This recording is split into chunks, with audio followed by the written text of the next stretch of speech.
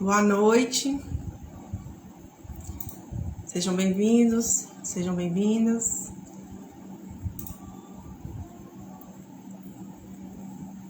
Vamos entrando, aguardando mais um pouco.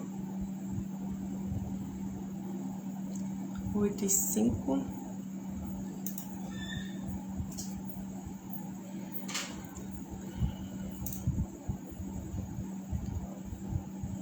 Pessoal que for entrando, me dá o feedback, por favor, se tá tudo ok na transmissão.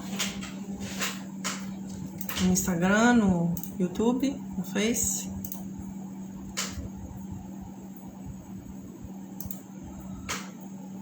Como é que tá?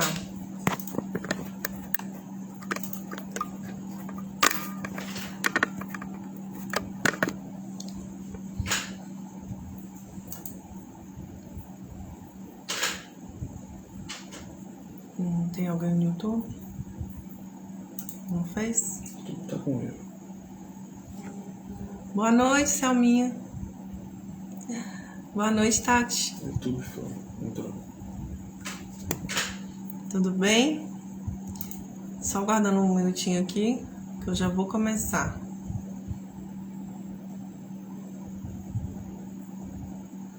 Ei, Andréia, boa noite. Sejam bem-vindas. YouTube e Facebook não. Tô esperando só um pouquinho aqui pra ver se no YouTube entra. No YouTube tá dando problema. Direto aí pra entrar. Tudo bem? Tudo bem, Andréia?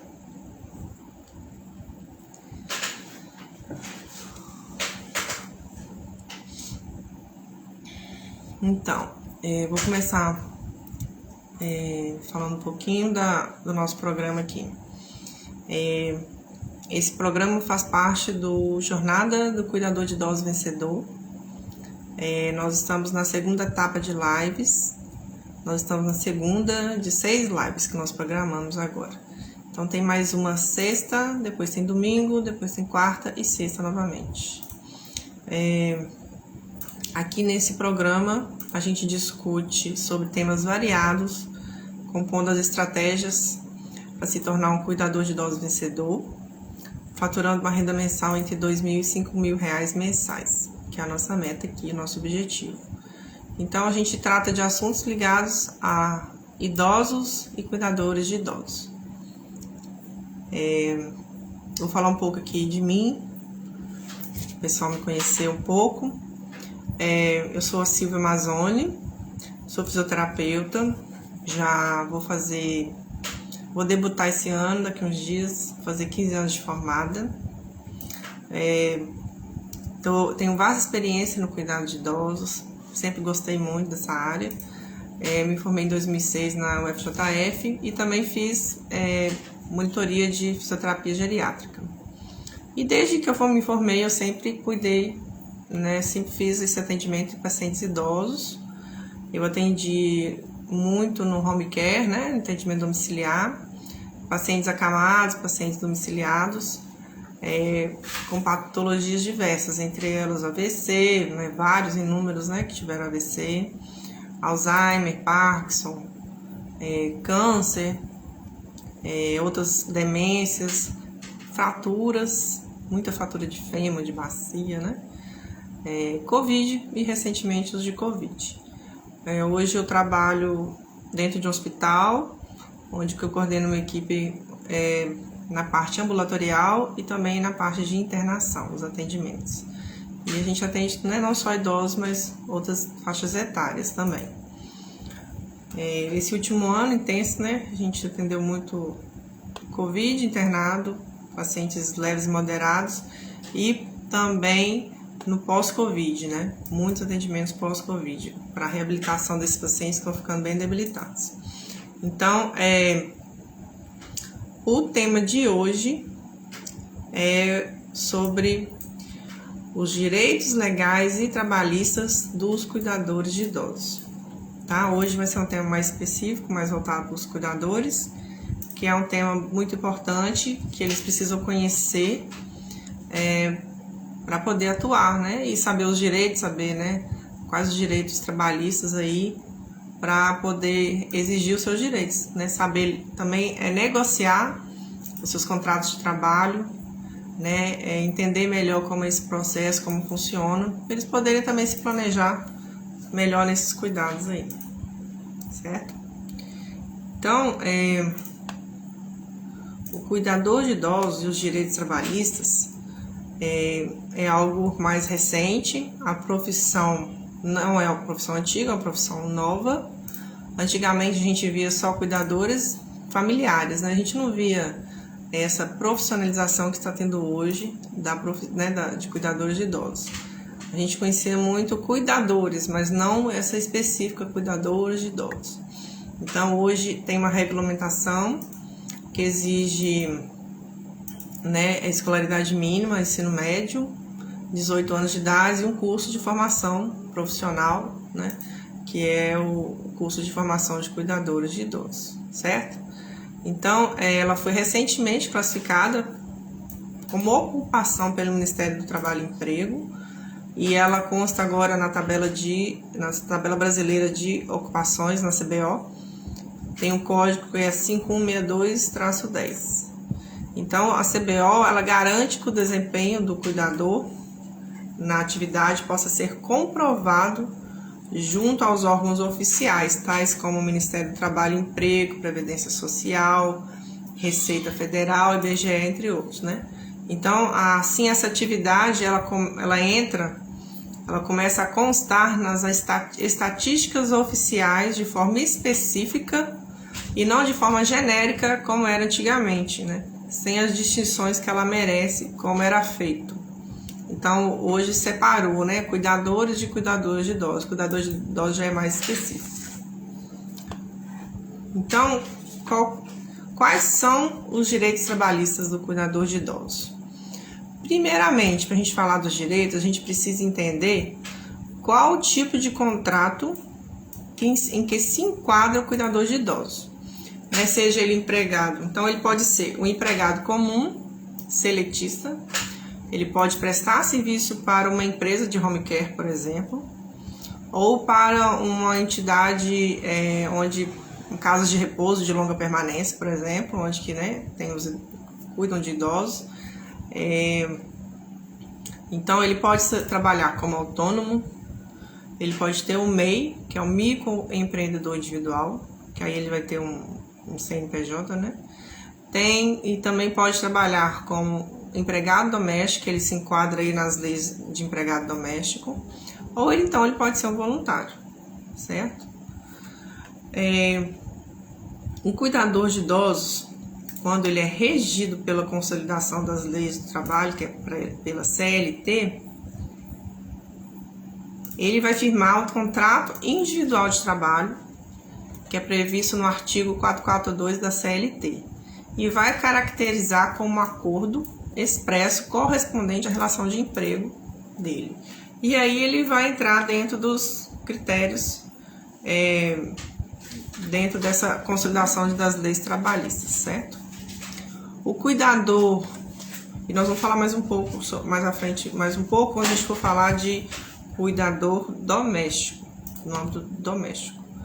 O cuidador, ele pode também trabalhar como autônomo. Então, como autônomo, ele vai atuar tanto como pessoa física como pessoa jurídica, né? Ele pode atuar com o MEI, que vai ser pessoa jurídica, ou ele pode atuar como pessoa física mesmo, prestando serviço, que vai exercer de forma habitual e por conta própria, sem ser subordinado a outra pessoa, né? Com atividade profissional remunerada. Vai prestar serviço, ou seja, ele vai ser um prestador de serviço especializado no cuidado de idosos. Então, ele não vai ter relação de emprego e sem qualquer subordinação jurídica. Os serviços dele vão ocorrer geralmente de forma eventual ou esporádica. Então, aí existe um limite, né? Então, normalmente ele pode atender até 2 vezes por semana, ou quando é solicitado, ou 1 vez por semana, 1 vez por mês, ou em caso específico como para acompanhar os idosos em consultas, em afazeres fora do domicílio, ou para dormir uma noite, né? São casos esporádicos mesmo ou eventuais. Então, nesse caso, as disposições da legislação trabalhista não são aplicáveis ao autônomo, porque não falta em seu contrato o elemento da subordinação, que vai entrar no caso da CLT ou do trabalhador doméstico. Então, os seus contratos eles não são regidos pela CLT, e sim pelo Código Civil Brasileiro. Então, quando eles são autônomos, eles são obrigados a recolher a contribuição sindical ao órgão representativo da sua classe e a contribuição social para a Previdência Social na categoria de autônomo, para ele ter os direitos assegurados, né, de Previdência, como auxílio-doença, pensão alimentícia ou até mesmo aposentadoria, certo? No caso, então, alguma dúvida, gente? Alguma pergunta? Fique à vontade aí. Então, no caso, por exemplo, dele atuar como voluntário. Como voluntário, ele vai prestar um serviço de forma benevolente, ou seja, sem fins lucrativos, sem receber um salário, um pagamento pelo trabalho. Então, ele é voluntário por livre vontade, de forma gratuita, desempenha suas atividades em residências ou entidades sem fim lucrativo. Pode ter um contrato firmado entre ele, né, e o cuidador e a entidade ou a casa onde ele vai prestar o serviço, como contrato de trabalho voluntário e não de emprego, pois ele estará presente, porque não vai estar presente o elemento da onerosidade, ou seja, do recebimento de dinheiro para isso, certo? O certo é fazer o contrato especificando que é voluntário, até para o resguardo de quem está fazendo a contratação dele ali, ou está recebendo o serviço dele, né? Questão trabalhista mesmo. Então, a gente vai entrar agora no caso que é mais comum, que é o cuidador de pessoa idosa doméstico, certo? Quando ele é cuidador doméstico, ele vai se enquadrar na categoria de trabalhador doméstico, que é caracterizado como pessoa física, que presta serviço de natureza contínua, de finalidade não lucrativa, à pessoa ou à família que contratou, né, no âmbito residencial, mediante salário. Então, tem algumas questões que ele precisa ter caracterizado vínculo empregatício. O que é isso? Ele precisa ser subordinado a alguém, né, no caso aqui. Ele precisa ter a onerosidade, ou seja, ele precisa ter um pagamento pelo trabalho dele. Existe também a caracterização da impessoalidade. O que é isso? Ele não pode ser substituído a qualquer momento, a todo momento, por uma outra pessoa qualquer. Ele tem um vínculo de trabalho ali com aquela família, com aquela residência. E também outra caracterização do vínculo empregatício é a habitualidade, ou seja, é a continuidade do serviço, né? É um continuidade, regularidade do serviço ali prestado. Então, isso tudo aqui caracteriza o vínculo empregatício. Então, isso entra dentro das características do trabalhador doméstico, certo? Então, para que o cuidador se enquadre, ele precisa ser contratado, remunerado pela própria pessoa que contratou, pelo familiar dela, sem que a família receba lucro por isso, né? Tenha qualquer lucro. Até meados de 2015, o trabalho doméstico tinha uma lei específica para regulamentar, mas depois entrou dentro também das consolidação das leis do trabalho, que é a CLT. Com a PEC das domésticas, deu origem à emenda constitucional e aí foi alterada essa realidade, certo? Então, o trabalhador doméstico também está configurado dentro da CLT, certo? E confere os mesmos status, né, e garantias trabalhistas a esses trabalhadores, certo? Então, quais são os direitos dos trabalhadores domésticos? Eu vou listar eles aqui primeiro, depois a gente vai comentar um pouquinho sobre cada um deles. Primeira coisa, primeiro direito, carteira de trabalho assinada.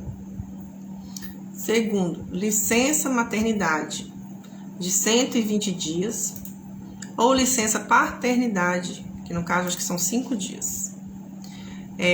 Tem direito ao aviso prévio, o comum são 30 dias, e o repouso semanal remunerado. O salário não pode ser inferior ao mínimo, né? Não pode ser, assim como, né, a empregada doméstica. Tem direito férias anuais com remuneração acrescida de 1/3, né, que é o terço de férias, tem que ser recebido antes ainda de sair das férias. O 13º salário.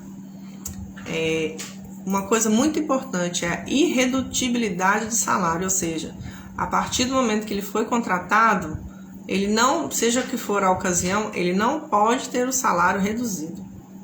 O salário só pode receber aumento, não pode ser reduzido em momento algum.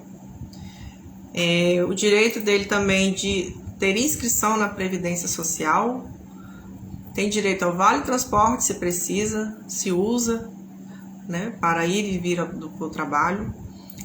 Tem direito ao descanso remunerado em feriados e estabilidade à gestante desde a comprovação da gestação, da gravidez, até 5 meses após o parto, certo? Então, nesse caso, o trabalhador de idosos que trabalhou com carteira assinada durante 15 meses, dentro de um período de 24 meses, ou seja, de 2 anos, ele fará jus também ao recebimento do seguro-desemprego, num total de 3 parcelas de um salário mínimo cada um, tá? Então, vamos falar um pouquinho aqui desses direitos trabalhistas. A carteira de trabalho e previdência social, ela tem que ser devidamente anotada. O que é isso? Ela precisa ter as especificações do contrato de trabalho, como data de admissão, salário ajustado, condições especiais, se houver. As anotações devem ser efetuadas nas primeiras 48 horas após a entrega da carteira de trabalho pela empregada, né, ou pelo cuidador de idosos, quando é efetuada a sua admissão. Então, a data de admissão a ser anotada corresponde à data do primeiro dia de trabalho, não quando você entregou a carteira, mesmo em contrato de experiência, né, que normalmente tem um contrato de experiência de 3 meses, mas a data que vai lá é o primeiro dia de trabalho, não após os 3 meses de experiência, certo? Um outro direito, que é o salário mínimo, que é o salário mínimo fixado em lei, que todo ano tem um aumento, também tem que ser reajustado. Então, o salário não pode ser reduzido, como eu já falei, né? E ele tem que ser sempre de um salário mínimo para cima, nunca menos. Ele tem direito aos feriados civis, aos feriados religiosos. A partir de 2006, que os trabalhadores domésticos passaram a ter esse direito. E caso haja trabalho em feriado civil ou religioso, o empregador deve pagar em dobro ou conceder uma folga compensatória em outro dia da semana, tá? Isso é tudo lei estabelecida. O 13º salário. A gratificação deve ser concedida anualmente em 2 parcelas. A primeira, ela pode ser paga entre os meses de fevereiro e novembro. Tem que ser paga até novembro a primeira parcela. Não pode passar, é o limite. E no valor correspondente à metade do salário do mês anterior, a primeira parcela. A segunda tem que ser paga até o dia 20 de dezembro, no valor da remuneração de dezembro, descontando o adiantamento feito lá na primeira parcela.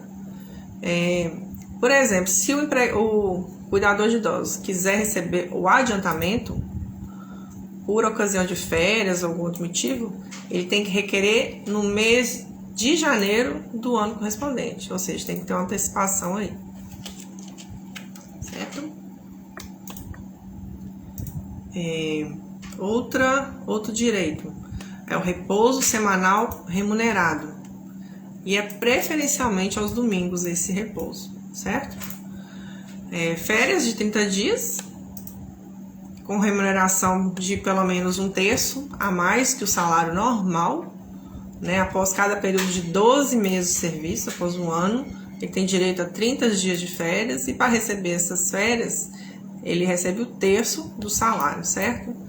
Então, tal período, ele é fixado a critério do empregador, deverá ser concedido nos 12 meses subsequentes à data em que a empregada tiver adquirido o direito, né? Ou seja, ter completado um ano, 12 meses. Deverá requerer a conversão do terço do valor de férias em abono pecuniário, ou seja, transformar em dinheiro esse terço de férias, desde que requeira até 15 dias antes do término do período aquisitivo. Isso também está na Constituição. E o pagamento da remuneração das férias será efetuado até 2 dias antes do início do respectivo período de gozo das férias. Então, tem até 2 dias antes das férias, tem que ter recebido esse terço de férias. Certo? Então, tudo bem aí? Outro direito do trabalhador, né, do cuidador de idosos doméstico: férias proporcionais no término do contrato de trabalho. Ou seja, terminou o contrato de trabalho, em razão da convenção, de uma convenção tem um decreto presidencial aí, a qual tem a força de lei, assegura que todos os empregados, inclusive os domésticos, o direito a férias proporcionais, independentemente da forma do desligamento, mesmo que incompleto o período aquisitivo de 12 meses. Então, assim, o empregado que pede demissão antes de completar os 12 meses tem direito a férias proporcionais, certo? Outro direito: estabilidade no emprego em razão da gravidez, né? Tem estabilidade desde quando a gravidez foi confirmada, até 5 meses após o nascimento, né, do bebê, certo? Até após o parto. Outros direitos, que é a licença gestante, né? Se for preciso, a gestante pode pedir licença, né, por causa de saúde, algum outro problema. Tem direito à licença maternidade, que é o período, né, de 120 dias após o parto. Tem direito ao auxílio doença, que é pago pelo INSS, né, em caso de qualquer doença, o INSS paga. Outro direito é o aviso prévio, de no mínimo 30 dias. Quando uma das partes quiser rescindir o contrato de trabalho, deve comunicar a outra parte, a decisão, com antecedência mínima de 30 dias, certo? Então, se o cuidador quiser sair de serviço, tem que avisar o empregador 30 dias antes, ou se o empregador quiser dispensar o cuidador, também tem que avisar 30 dias antes. No caso, por exemplo, de dispensa imediata, né? Ele falou, já dispensou, não dá esse tempo. Aí o empregador, ele tem que efetuar o pagamento relativo aos 30 dias do aviso prévio. Tem que pagar esse aviso, né? Se não cumprir o prazo do aviso, ele tem que pagar o aviso prévio e computar como tempo de serviço para efeito de férias e 13º salário. Porque entra em toda aquela contabilidade para fazer a rescisão, esse mês aí também do aviso vai entrar, que vai ser importante. Então, a falta de aviso prévio por parte da empregada dá ao empregador o direito de descontar os salários correspondentes ao prazo.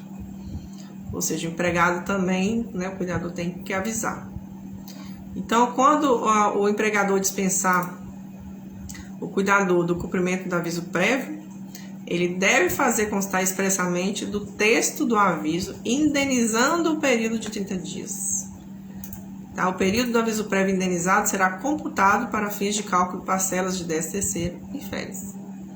Tá? Não fica sem pagar e não fica fora das contas aí de rescisão. Um outro direito do cuidador: integração à Previdência Social. Ou seja, tem que fazer o pagamento lá da Previdência Social, certo? Para ele ter os direitos, né, de aposentadoria. Ou de pensão, né, no caso de morte. Vale transporte. Se o cuidador precisa de transporte para ir e vir, ele pode ser concedido, certo? Isso é quando que é possível? quando ele utiliza meios de transporte coletivo urbano, intermunicipal ou interestadual com características semelhantes ao urbano, para deslocamento da residência para o trabalho e do trabalho para a residência. Então, o empregado ele tem que declarar a quantidade de vales necessária para o efetivo deslocamento. Vai depender da localidade, da cidade, né? Para ver a quantidade de vales de transporte que ele vai precisar. O seguro-desemprego. O seguro-desemprego ele vai ser concedido exclusivamente ao empregado inscrito no FGTS por um período mínimo de 15 meses nos últimos 24 meses contados da dispensa sem justa causa, que não está em gozo de qualquer benefício previdenciário de prestação continuada, excetuado auxílio acidente e pensão por morte, e ainda que não possui renda própria de qualquer natureza. Aí sim caracteriza o recebimento de seguro-desemprego. Certo? Agora, se for justa causa, né? Aí, para cálculo período, serão considerados os meses de depósitos feitos do FGTS em nome do empregado por um ou mais empregadores. O benefício do seguro-desemprego ele vai consistir no pagamento de um salário mínimo por um período máximo de 3 meses de forma contínua ou alternada a cada período aquisitivo de 16 meses. Certo? Tudo bem? E aí, tem algumas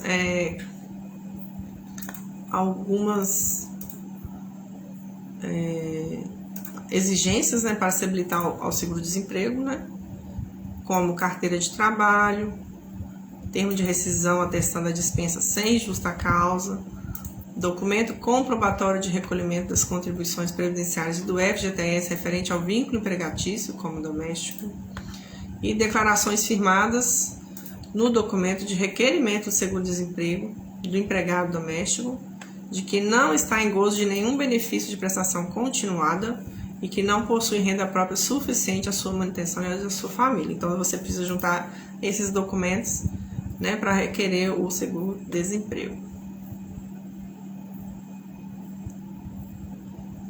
Então, resumindo o que a gente falou aqui agora, o cuidador trabalha mais que 3 dias por semana na casa de pessoa idosa, ele vai ter direito a uma série de obrigações por parte de quem o contrata, por parte do patrão, certo? Vai configurar aí, né, dentro da CLT como empregado doméstico. Então, primeiro, recapitulando, receber pagamento mensal até o 5º dia útil do mês seguinte ao mês de trabalho, ter a garantia de férias mais abono de terço de férias para cada ano trabalhado, ter direito ao 13º salário, e paga a primeira parcela até o mês de novembro e a segunda até 20 de dezembro, ter estabilidade no emprego até o 5º mês após o parto, direito a descansar nos domingos e feriados ou pelo menos um dia na semana, aposentadoria por tempo de trabalho, por idade ou por invalidez, aviso prévio de 30 dias, limitado a 90 dias de acordo com o tempo de trabalho, caso o patrão resolva demitir sem justa causa, licença paternidade de 5 dias, né, para o homem, licença maternidade sem prejuízo do salário por no mínimo 120 dias, vale transporte quando o empregado usa a condução para ir e vir do trabalho e recebimento de pensão equivalente pelos filhos menores no caso de morte do empregado doméstico ou do cuidador de idosos, que são pagos pela Previdência Social, certo? Então, o que o patrão pode descontar do cuidador na folha de pagamento mensalmente? Pode descontar o vale transporte, que pode corresponder até 6% do salário base, certo? Não pode passar de 6%. Atrasos e faltas ao serviço não justificadas e o domingo de descanso da semana quando existem faltas não abonadas na semana, certo? Outra coisa que ele poderá descontar: contribuição previdenciária de acordo com a tabela do INSS vigente, no período de desconto que varia de 8% a 11%, de acordo com o salário recebido no mês. Então, ele pode descontar as férias, 6%, até 6% do valor, né, do salário, contribuição para a Previdência. Pode descontar faltas, pode descontar atrasos, pode descontar pensão alimentícia quando o caso do empregado separado, que tem uma sentença que determina o pagamento da pensão. Então, ele pode descontar. Telefone, no caso, antigamente eles descontava, né? Mas se você usar o telefone da residência, ele também pode descontar essas ligações, tá? E é proibido, desde 2006, o desconto de moradia, alimentação, vestuário e material de higiene quando o cuidador vive ou passa muitas horas dentro da casa e precisa de alguma coisa desses que eu citei, como alimentação, material de higiene, vestuário, alguma outra coisa da casa, da residência, certo? Então não pode ser descontado. E um outro direito que a gente precisa falar é a questão da hora extra, da jornada de trabalho e da hora extra. Então, quando ele entra dentro da lei do empregado doméstico, o que acontece? Ele só pode trabalhar 8 horas por dia, no máximo 44 horas por semana. Dentro dessas 8 horas, ele tem que ter pelo menos 1 hora de descanso para almoçar, né, para descansar, podendo ser um intervalo até de 2 horas, certo?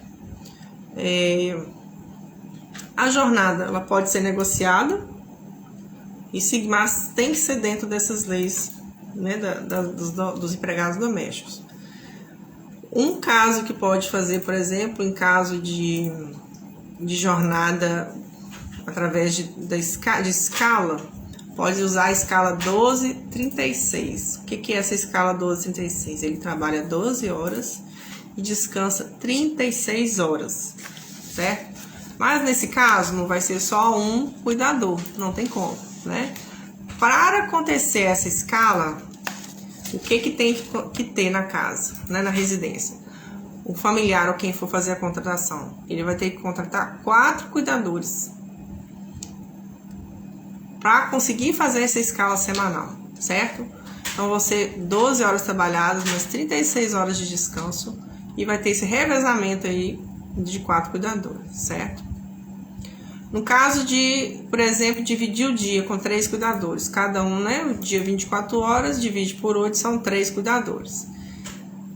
Pode dividir o dia, mas o que vai acontecer? Se passar de 44 horas por semana, ele vai precisar de um outro cuidador extra para fazer ou as horas extras ou para fazer de diarista em algum outro dia aí que não couber esse revezamento, certo? Principalmente no sábado, né, após completar as 44 horas, né, a partir do meio-dia, e no domingo. Então, a gente vai ter que ter um outro cuidador aí que vai completar, né, essa escala aí, certo?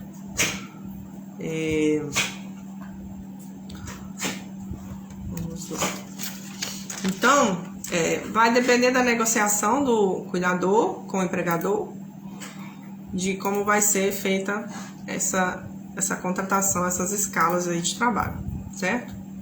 É obrigatório ter o controle de horas com a folha de ponto. O controle pode ser feito de maneira manual, mecânica ou eletrônica, certo? Então, outra coisa importante, se o empregador, se o cuidador precisa trabalhar mais de 44 horas semanais, precisa pagar hora extra, tá? As horas extras são realizadas entre a segunda e o sábado. Nesse caso, quando entre segunda e o sábado, elas devem ser acrescidas de no mínimo 50% do salário, né, pago pela hora. E as horas extras em domingos e feriados são calculadas com 100% do valor da hora normal, certo?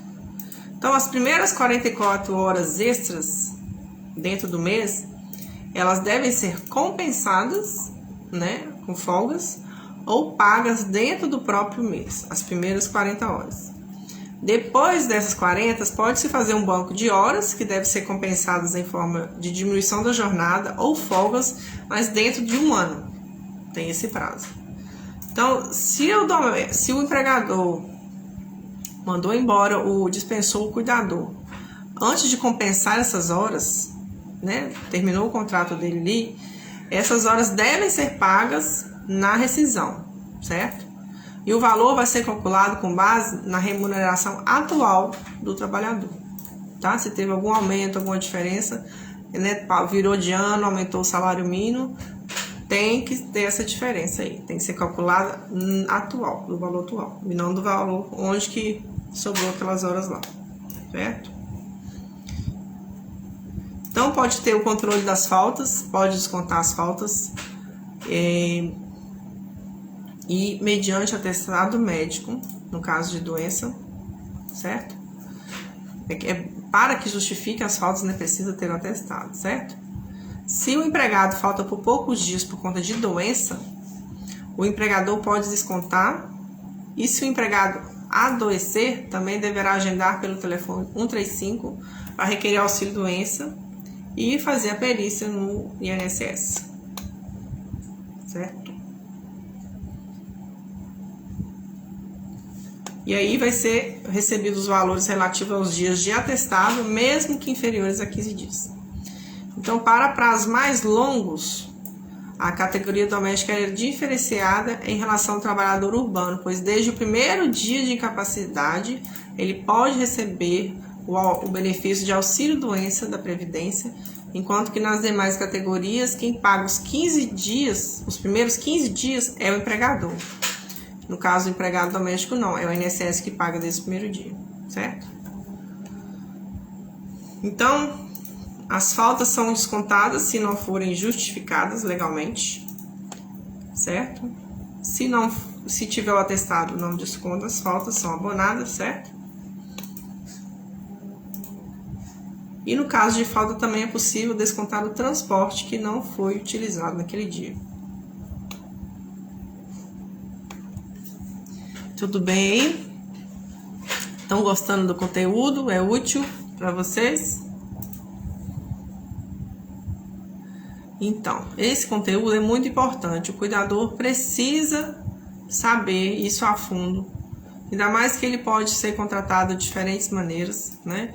Ele precisa saber quando que ele tem o vínculo empregatício ou não.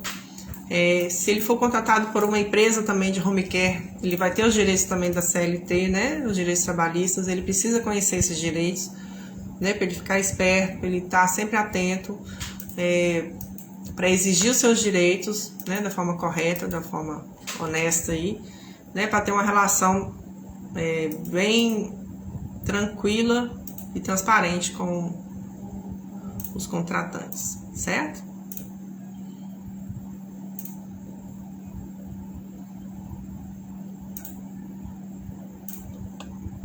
Tudo bem aí, gente? Mais alguma pergunta, algum comentário? Então eu vou finalizando por aqui. Se você gostou do conteúdo, curte, comente, compartilhe, participe aí das redes sociais. Silvia Mazzoni Fisioterapeuta. Você me encontra lá no Facebook, no Instagram. No YouTube tem o canal Silvia Mazzoni Fisioterapeuta Mais Saúde, tá? A gente está produzindo conteúdos bem importantes, bem pertinentes aí para o cuidado dos idosos e voltados para os cuidadores de idosos. Siga aí as nossas redes e até breve.